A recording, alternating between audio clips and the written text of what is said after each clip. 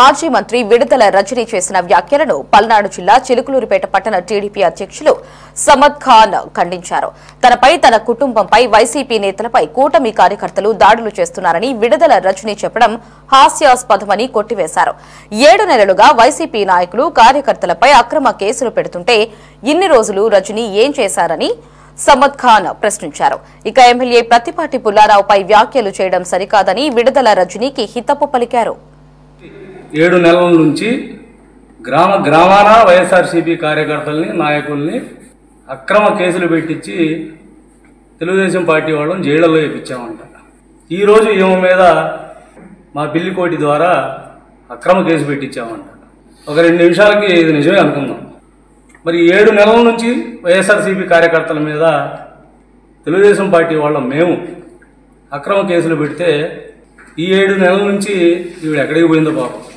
ఈరోజు హైకోర్టు ద్వారా కేసు పెట్టమని ఆదేశాలు వచ్చి ఇక్కడ ఆమె మీద కేసు నమోదు చేస్తే 7 నెలల నుంచి గుర్తుకు రాని వైఎస్ఆర్సీపీ కార్యకర్తల నాయకులందరూ యోగి వాళ్ళు గుర్తొచ్చారు పాపం.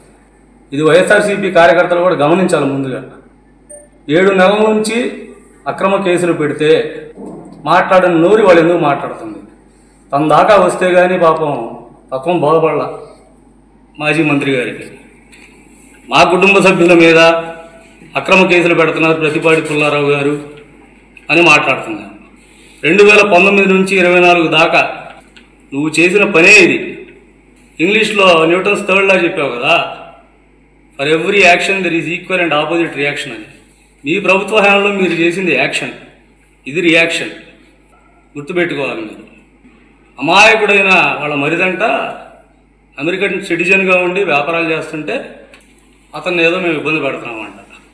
ఇతనే అనుకుంటా అమాయకుడు. సార్ చూడండి, జర్మనీలో ఉంటూ గడిచిన వైఎస్ఆర్సీపీ ప్రభుత్వం 5 సంవత్సరాల కాలంలో ఈ వ్యక్తి చేసిన ఒక పని ఫేస్బుక్లో దొంగ ఐడీలు క్రియేట్ చేసి తెలుగుదేశం పార్టీ నాయకుల్ని కార్యకర్తల్ని తిట్టించడం, వాళ్ళ క్యారెక్టర్ అసాసిన్ చేయడం ఇతగాడి పని.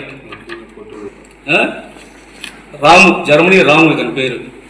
ఇతను ఒక దాదాపు 50-60 ఫేస్బుక్ ఐడీలు దొంగ క్రియేట్ చేయించి వీళ్ళ 5 రూపాయల చిల్లరగాళ్ళు ఉంటారు కదా, పేటీఎం బ్యాచ్, వాళ్ళతో జనాన్ని తిట్టించడం మాత్రమే ఇతని పని. ఇతను అమాయకుడు.